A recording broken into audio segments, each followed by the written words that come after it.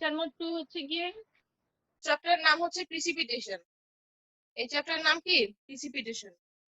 এখানে প্রিসিপিটেশনের আগে কিছু ব্যাকগ্রাউন্ড আছে, ব্যাকগ্রাউন্ড গুলোর মধ্যে হচ্ছে কিছু কিছু টার্ম আসলে প্রিসিপিটেশনের সাথে জড়িত। এই পোর্শনটা আমি এখন যে পোর্শনটা পড়াবো সেই পোর্শনটা আসলে এই বইয়ের না, অন্য একটা বই থেকে নেওয়া, ঠিক আছে? আচ্ছা, সোলার রেডিয়েশনটা কি? সোলার রেডিয়েশনটা হচ্ছে যখন রেডিয়েশনটা একটা সারফেসে স্ট্রাইক করে। কি করে? রেডিয়েশনটা যখন একটা সারফেসে স্ট্রাইক করে, সূর্যের যে রশ্মিটা আছে সেটা যখন কোনো একটা সারফেসের উপর স্ট্রাইক করে, তখন সেটা দুইটা পার্টে ভাগ হয়েছে। আইদার রিফ্লেক্টেড হয়ে যাবে অর এটা অ্যাবজর্ব হয়ে যাবে। মানে আমাদের যে সারফেস, আর্থ সারফেস, সেটা কিছু পরিমাণ অ্যাবজর্ব করে নেবে, অ্যাবজর্ব করে নেবে, আর কিছু পরিমাণ হচ্ছে রিফ্লেক্টেড হয়ে যাবে। এই যে পোর্শনটা আসলে রিফ্লেক্টেড হয়ে যাচ্ছে, সেই পোর্শনটার আবার একটা নাম আছে, সেটা হচ্ছে অ্যালবিডো। এই যে সেকেন্ড ডেফিনেশন লেখা আছে, ratio of amount of solar radiation reflected back by the surface to the amount incident upon it. যতটুকু অ্যামাউন্ট এটার উপর চলে আসছিল, রেডিয়েশন যতটুকু চলে আসছে তার যতটুকু পরিমাণ বা অংশ রিফ্লেক্ট হচ্ছে সেটাকে বলা হচ্ছে কি? অ্যালবিডো। সোলার রেডিয়েশন কি? যতটুকু আসছে, যতটুকু অ্যাবসর্ব হচ্ছে, যতটুকু রিফ্লেক্ট হচ্ছে, সবটা পরিমাণকে বলা হচ্ছে কি? Solar radiation. আচ্ছা, এখানে একটা ফর্মুলা আছে, আলফা সমান S R reflected divide by S R incident. মানে যতটুকু রিফ্লেক্ট হচ্ছে, ইনসিডেন্ট মানে হচ্ছে যে ওই অংশের বা ওই এরিয়ার উপর কতটুকু পড়ছে, ঠিক আছে? তো এখানে আর এন মানে হচ্ছে যে নেট রেডিয়েশন, ঠিক আছে? নেট রেডিয়েশনের একটা সংজ্ঞা আছে এখানে, দেখো। It is the net input of radiation at the surface at any instant. That is the difference between the radiation absorbed. Net radiation মানে হচ্ছে গিয়ে যতটুকু অংশ সোলার রেডিয়েশন আমাদের পৃথিবীতে আসলো, তার রিফ্লেক্টেড পোর্শনটা আর যদি শোষণ করা বা অ্যাবসর্ব করা পোর্শনটা আমরা বাদ দিয়ে দিই, তাহলে যেই অংশটা থাকে সেটাকে বলতে পারবো কি? Net radiation. তাহলে ইনসিডেন্ট রেডিয়েশনকে আমি বলতে পারি আর আই। রিফ্লেক্টেড, এখানে একটু ভুল আসছে, এক্সট্রা টি হয়ে আসছে, আমি ঠিক করে দিব। রিফ্লেক্টেডটাকে বলতে পারি আমি আলফা আর আই। কারণ এখানে হচ্ছে কি একটা পোর্শন কি, এটাকে বলা হচ্ছে এই যে অ্যালবিডো, ঠিক আছে? আর ইমিটেড মানে হচ্ছে গিয়ে যেটা আসলে শোষণ করে নিচ্ছে, সেটাকে আমি বলতে পারি আর ই। তাহলে দেখো, এই R I R alpha R I থেকে আর আই কি করা যায়? কমন না যায়, তাহলে থাকবে কি? 1 - alpha into R I minus হচ্ছে আর। তাহলে এই যে অ্যামাউন্টটা, এটাকে বলতে পারি কি? নিট রেডিয়েশন অ্যাবসর্ব কতটুকু হচ্ছে। আচ্ছা, এরপরে আসে ইমিশন। কি ইমিশন? হচ্ছে কি, radiation is continuous emitted from all bodies at rate depending on their surface temperature. প্রত্যেকটা বস্তুর সারফেস টেম্পারেচারের উপর বেস করে এটি কি হয়? কন্টিনিউয়াসলি ইমিটেড হতে থাকে বা শোষিত হতে থাকে। সেটা ল্যান্ডের জন্য এক ধরনের ইমিশন হয়, ওয়াটারের জন্য এক ধরনের, হিউম্যান বডির জন্য এক ধরনের, প্ল্যান্টের জন্য এক ধরনের। তার প্রত্যেকটা বস্তুর সারফেস টেম্পারেচারের উপর বেস করে কি হয়? এটা চেঞ্জ হতে থাকে, ঠিক আছে? আচ্ছা, এটা হচ্ছে তাহলে হচ্ছে কোরিয়ান ফোর্স। কোরিয়ান ফোর্স কি? এটা হচ্ছে apparent force arising from Earth's rotation and causing the change in wind direction and velocity is called Coriolis force. এমন একটা ফোর্স, যে ফোর্সটা হচ্ছে কি আর্থের রোটেশন থেকে তৈরি হয়, এবং এই জিনিসটা কি করে? উইন্ডের ডিরেকশন আর ভেলোসিটি চেঞ্জ করে দেয়। সেটাকে বলা হয় কি? কোরিওলিস ফোর্স, ঠিক আছে? এখন তুমি বলতে পারো যে কোরিওলিস ফোর্সটা আসলে এখানে এই পার্সপেক্টিভে কিভাবে কাজে লাগছে। আমাদের এই চ্যাপ্টারের নামে কিন্তু হচ্ছে প্রিসিপিটেশন। বৃষ্টিপাত হওয়ার জন্য আমাদের কোনো একটা জায়গাতে কিন্তু কি হইতে হয়? উইন্ড থাকতে হয়। কি থাকতে হয়? উইন্ড থাকতে হয়। কারণ এই ওয়াটার বডি বা বিভিন্ন প্ল্যান্ট বডি এই জায়গা থেকে যে, বা আমাদের গ্রাউন্ড লেভেল সারফেস এগুলা থেকে যে ইভাপোরেশন হয়ে পানিটা উপরে উঠছে, পানিটা উপরে ওঠার জন্য আমার কি লাগবে? বাতাস লাগবে, ঠিক আছে? তো কন্ডেনসেশন হয়ে মেঘ হয়ে জমা হওয়ার পরে এই মেঘগুলো এক জায়গা থেকে আরেক জায়গায় ট্রান্সফার হওয়ার জন্য কি লাগবে? আমার বাতাস লাগবে। তো এই যে কোরিওলিস ফোর্সটা, এটা আসলে কি করে? উইন্ড ডিরেকশন আর ভেলোসিটিটাকে কি করে দেয়? চেঞ্জ করে দেয়। এই ফোর্সটা তৈরি হয় কোত্থেকে? আর্থের রোটেশন থেকে। পৃথিবী যে কন্টিনিউয়াসলি ঘুরছে, সেখান থেকে একটা কি হয়? ফোর্স ক্রিয়েট হয়। সেই ফোর্সে আসলে কি করে এই কাজটা করে থাকে। তো প্রেসিপিটেশন হওয়ার জন্য এটা ইম্পর্টেন্স কি খুব বেশি। আচ্ছা, এরপরে আসা হচ্ছে গিয়ে ব্যাপার প্রেশার। ব্যাপার প্রেশারটা কি? Pressure exerted by a gas, কোন একটা গ্যাসের দ্বারা যতটুকু প্রেশার এক্সার্টেড হয় সেটাকে বলা হবে ব্যাপার প্রেশার।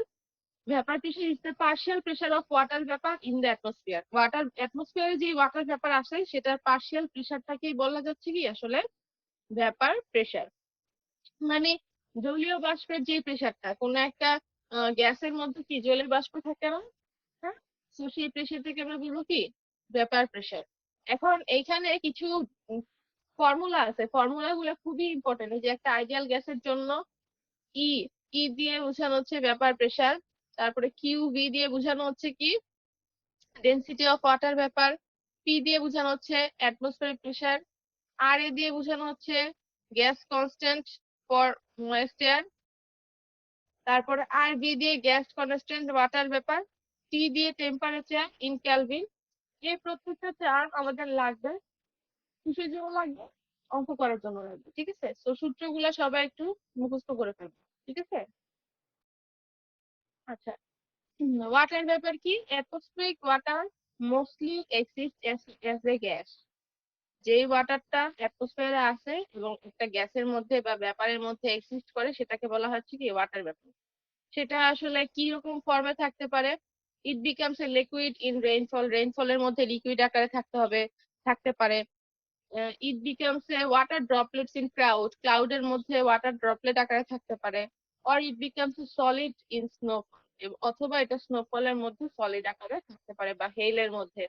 হেইল মানে হচ্ছে শিলাবৃষ্টি, ঠিক আছে? আচ্ছা, নেক্সট হচ্ছে কি স্পেসিফিক হিউমিডিটি। এটাকে আমরা রিপ্রেজেন্ট করবো হচ্ছে কিউভি দিয়ে। স্পেসিফিক হিউমিডিটি হচ্ছে কি ডেন্সিটি অফ ওয়াটার ভেপার আর ডেন্সিটি অফ ময়েশ্চারের মধ্যে যে রেশিও। কি বললাম? ডেন্সিটি অফ ওয়াটার ভেপার আর ডেন্সিটি অফ ময়েশ্চারের যে রেশিওটা। এই ডেফিনিশনের মধ্যে দেখো দেওয়া আছে specific humidity is defined as the mass of water vapour per unit mass of moisture. এখানে মাস অফ ওয়াটার ভেপার বা মাস অফ ময়েশ্চার যে কথা, density of water vapour by density of moisture একই কথা, ঠিক আছে? কারণ আমরা মাস মাসটাকে যদি হচ্ছে গিয়ে কি করি ভলিউম দিয়ে ভাগ করি তাহলে আমরা কি পাই?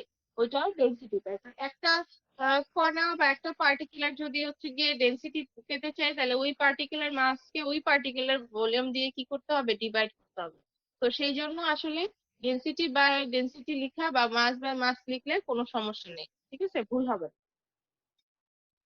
আচ্ছা, নেক্সট হচ্ছে গিয়ে স্যাচুরেশন ভ্যাপার প্রেশার। এটা কি? There is a maximum moisture content the air can hold. জলীয় বাষ্প বা বাতাস কতটুকু পরিমাণ ম্যাক্সিমাম ময়েশ্চার ক্যারি করতে পারে বা নিতে পারে? যেমন দেখবা শীতকালের সময় বাতাসের আর্দ্রতার পরিমাণ কি হয়, কমে যায় না বেড়ে যায়? যায় ম্যাডাম। বেড়ে যায়, কমে যায়। বেড়ে যায়, কমে যায় ম্যাম। কমে কমে যায়। যায়। আর বর্ষাকালে কি হয়? বেড়ে যায়। বেড়ে যায়। তো কমে এই যে ম্যাক্সিমাম যতটুকু বাষ্পের যে জলীয় বাষ্পের পরিমাণ ধারণ করতে পারে সেটাকেই বলা হচ্ছে স্যাচুরেশন ভ্যাপার প্রেশার। স্যাচুরেশন মানেই হচ্ছে গিয়ে যে এটার মধ্যে আসলে ওয়াটার ফিল্ডেড থাকবে, ঠিক আছে? আচ্ছা, স্যাচুরেশন ভ্যাপার প্রেশারের জন্য একটা আমাদের ফর্মুলা আছে। ফর্মুলাটা হচ্ছে এটাকে রিপ্রেজেন্ট করা হবে ইএস দিয়ে। ইএস সমান 611 ইএক্সপি, মানে পটেনশিয়াল পাওয়ার।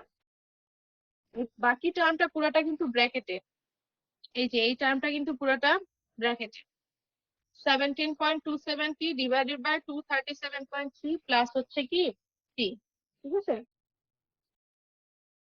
টি হচ্ছে টেম্পারেচার ইন ম্যাডাম এই সেলসিয়াস। বাতাসে যে স্যাচুরেশন যে বললেন, বাতাসের মধ্যে এই যে পানি কি ম্যাডাম ঘষা খেতে থাকে? না, এটা বাষ্প আকারে আর কি আছে, ও, আচ্ছা। ঠিক আছে? ম্যাম, সূর্য এক্সপেরিমেন্ট। ইএক্সপি মানে হচ্ছে এক্সপোটেনশিয়াল। আমরা লগের বিপরীত ইউজ করি না সেটা, ঠিক আছে? ওকে। অথবা ই টু দি পাওয়ার লিখলেও একই কথা, ঠিক আছে?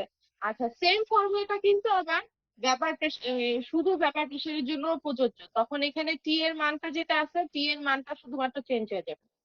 স্যাচুরেশন ব্যাপার প্রেশারের জন্য যে টিটা ইউজ হবে আর নর্মাল ব্যাপার প্রেশারের জন্য টিটা একই রকম ইউজ হবে না। এই টিটা একটু ডিফারেন্ট হবে। একটা টি এর টেম্পারেচার বেশি থাকবে, একটা টেম্পারেচার কম থাকবে। কোনটা বেশি কম আমরা অঙ্ক করার সময় দেখতে পাবো। আচ্ছা, নেক্সট হচ্ছে গিয়ে রিলেটিভ হিউমিডিটি। এটা হচ্ছে গিয়ে এই যে ভেপার প্রেশার আর স্যাচুরেশন ভেপার প্রেশার এই দুটার মধ্যে রেশিও, আর এটাকে আমরা রিপ্রেজেন্ট করবো হচ্ছে কি দিয়ে, আর এইচ দিয়ে। এটা বেসিক্যালি পার্সেন্টেজে ইউজ করা হয়। কিসে ইউজ করা হয়? পার্সেন্টেজে। আচ্ছা, আরেকটা আছে হচ্ছে গিয়ে dew point temperature TD. Dew point temperature টিডিটা কি? ডিউ পয়েন্ট টেম্পারেচার টিডি হচ্ছে গিয়ে যে এমন একটা temperature at which air would just become saturated at a given specific humidity is its dew point temperature. যে এমন একটা পয়েন্ট যে পয়েন্টে এয়ারটা জাস্ট স্যাচুরেশন হওয়া স্টার্ট করছে, ঠিক আছে? ডিউ পয়েন্ট টেম্পারেচার হচ্ছে যেই পয়েন্টে এয়ারটা জাস্ট স্যাচুরেশন হওয়া স্টার্ট করছে, সেই পয়েন্টটাকে বলা হবে কি? Dew point temperature. ওকে। আচ্ছা, এখন দেখো এখানে একটা ম্যাথ দেওয়া আছে। At a climate station, air pressure is measured at 100 kilopascal, air temperature as 20 degrees Celsius, and a W2 মানে হচ্ছে wet bulb temperature as 16 degrees Celsius. Calculate corresponding vapor pressure, relative humidity, and air density. এই যে temperature আছে এটার corresponding vapour pressure কত আসবে, relative humidity কত আসবে, এয়ার ডেন্সিটি কত আসবে বের করতে হবে। তাহলে আমরা একটু দেখি আগে কি কি দেওয়া আছে। এয়ার প্রেসার দেওয়া আছে পি সমান 100 কিলো প্যাসকেল। এয়ার টেম্পারেচার হচ্ছে টি, এটা হচ্ছে 20 ডিগ্রি সেলসিয়াস। ওয়েট বাল্ব টেম্পারেচারই হচ্ছে ডিউ পয়েন্ট টেম্পারেচার, এটা কত আছে? 16 ডিগ্রি সেলসিয়াস। যেটার প্রেসার যেই টেম্পারেচারটা কম থাকবে সেটাই হচ্ছে কি ডিউ পয়েন্ট টেম্পারেচার। কি বললাম? যেই টেম্পারেচারটা কম থাকবে সেটাই হচ্ছে কি ডিউ পয়েন্ট টেম্পারেচার। মানে ওই কম তাপমাত্রায় মাত্র সে স্যাচুরেটেড হওয়া শুরু করেছে, ঠিক আছে? আর তাপমাত্রা বাড়তে বাড়তে সে হচ্ছে কি আরো বেশি ফুললি স্যাচুরেটেড বা স্যাচুরেশন ভেপার প্রেসারের যে কন্ডিশন সেই কন্ডিশনের টেম্পারেচারে চলে গেছে। আচ্ছা, এখন আমরা কি করব দেখো। প্রথম একটু খেয়াল করি ভেপার প্রেসার কি বের করতে বলছে। তাহলে ভেপার প্রেসারের জন্য ফর্মুলা কি? বলছিলাম ই, তাই না? ই টু দি পাওয়ার ই সমান হচ্ছে কি এই যে মাত্র যে ফর্মুলাটা দেখলাম আমরা, এই যে এই ফর্মুলাটা স্যাচুরেশন ভেপার প্রেসারের জন্য যা ভেপার প্রেসারের জন্য তাই। তাহলে আমি কি করব দেখো, ভেপার প্রেসারের জন্য 611 ই টু দি পাওয়ার হচ্ছে গিয়ে EXP to the power 17.27 into টিডি ডিভাইডেড বাই 237 প্লাস টিডি। এখানে দেখো টিডি ইউজ করছি কারণ ভেপার প্রেসার যখন নর্মাল ভেপার প্রেসার তখন কিন্তু আমার টেম্পারেচার কি থাকবে? কম থাকবে, কারণ এই টেম্পারেচারে মাত্র স্যাচুরেশন হওয়া শুরু করছে। আর স্যাচুরেটেড ভেপার প্রেসার মানে হচ্ছে কি টেম্পারেচার বেশি, কারণ অনেক বেশি স্যাচুরেশন সেখানে হয়ে গেছে। সো যদি পরীক্ষার ক্ষেত্রে দুইটা টেম্পারেচার দেওয়া থাকে তাহলে অবশ্যই ছোট টেম্পারেচারটা হবে কি কি ডিউ পয়েন্ট টেম্পারেচার। তাহলে আমরা এখানে মানগুলো বসাই দিব। এবার তাহলে আমরা এটার মান বসাই দিই। এইটা যে মানটা আসছে সেটা হচ্ছে প্যাসকেলে আসছে। এটা যদি কিলো প্যাসকেলে দিতে চাই কি করবো? 1000 দিয়ে ভাগ করে দিব, ঠিক আছে? আচ্ছা, একই ভাবে আমরা কি বের করবো? স্যাচুরেশন ভেপার প্রেসার, এটা হবে ইএস। আর টেম্পারেচারটা হবে কি শুধু টি, টি দেওয়া ছিল কত? 20, বসাই দিব, ঠিক আছে? এখানে কিন্তু টেম্পারেচার চেঞ্জ করার দরকার নাই, যা আছে ডিগ্রি সেলসিয়াস সেটাই বসাই দিব। তাহলে এটা আসলে এত প্যাসকেল। রিলেটিভ হিউমিডিটির ফর্মুলা কি ছিল? E by ES. তাহলে ই এর মানও জানি, ইএস এর মানও জানি, বসাই দিলাম। তাহলে এটা আসলে কত? 0.7। তাহলে 78%। এবার আসে হচ্ছে গিয়ে স্পেসিফিক হিউমিডিটি কিউবি। এখানে আমি অনেকগুলার নাম লিখা হয় না, এটা নাম লিখা হয় না, একটু কোথায় লিখে দিবে। এটা হচ্ছে স্পেসিফিক হিউমিডিটি, এটার ফর্মুলা হচ্ছে কি 0.622 ই বাই পি। তাহলে 0.622 ইন্টু ই বাই পি এর জন্য আমরা কি করবো? ই এর মান বসালাম, পি এর মান দেওয়া ছিল কত? 100, তাই না? আর এটা যেহেতু প্যাসকেল আছে এটাকে আমি কি করব? প্যাসকেলে নিব, এই জন্য আমি 1000 দিয়ে গুণ করেছি, ঠিক আছে? স্পেসিফিক হিউমিডিটির ইউনিট হচ্ছে গিয়ে তোমার কেজি বাই কেজি, ঠিক আছে? আচ্ছা, gas constant for water vapour এটার জন্য ফর্মুলা হচ্ছে আর এর সমান 287 ইন্টু 1 প্লাস 0.608 কিউবি। তাহলে কিউবির মান এখানে আমি বসাই দিব। আর এর কথা মনে আছে? মোলার গ্যাস কনস্ট্যান্ট যেটা ছিল এটা কিন্তু ওইটাই মোলার গ্যাস কনস্ট্যান্ট, ঠিক আছে? এটা সূত্র, এটার রিপ্রেজেন্টের একক হচ্ছে গিয়ে তোমার joule per kg into kelvin. Atmospheric pressure P সমান হচ্ছে গিয়ে rho A R a into টি। তাহলে এখান থেকে আমি রো এ বের করতে পারবো। আমাদের মনে হয় রো এর কথা বের করতে বলছিল যে এয়ার ডেন্সিটি হচ্ছে কি রো এম, ঠিক আছে? তাহলে রো এ সমান P by R a into T. Rho এটা রেখে বাকিগুলো ওই পাশে নিয়ে গেলাম। পি এর মান কি 100 কিলো প্যাসকেল, এটাকে 1000 দ্বিগুণ করে কিসে নিব, প্যাসকেলে নিব। আর এখানে যা মানগুলো আছে বসা দিব। এখানে এই সূত্রের জন্য টি এর মান কি করতে হবে, ক্যালভিনে নিতে হবে। এই জন্য 273 এর সাথে 20 যোগ করতে হবে, ঠিক আছে? তাহলে ফাইনালি আমাদের মান কত আসলো, 1.18 কেজি পার মিটার কিউব, ঠিক আছে? অঙ্কটা কি কারো বুঝতে সমস্যা আছে? কিছুই না, যে ফর্মুলার মধ্যে প্রত্যেকটা টার্মের মান বের করা, আর কিছুই না। যদি সমস্যা না থাকে তোমরা এই যে প্রবলেম 2টা করবা বাসায়, করেই দেওয়া আছে, জাস্ট করবা, মিলাই দেখবা। সব অঙ্কই কিন্তু চেক করে দেখবা যে ক্যালকুলেশন ঠিক আছে কিনা। এরপরে আবার একটা প্রবলেম 3 আছে, এটা হোমওয়ার্ক, সবাই এটা বাসায় করবা।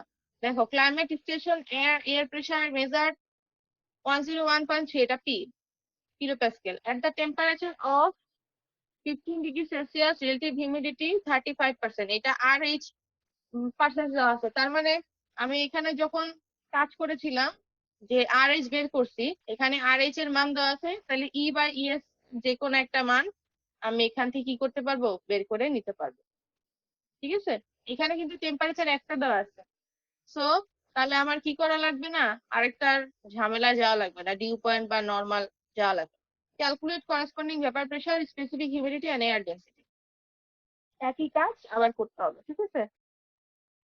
তাহলে আজকে টুকটাক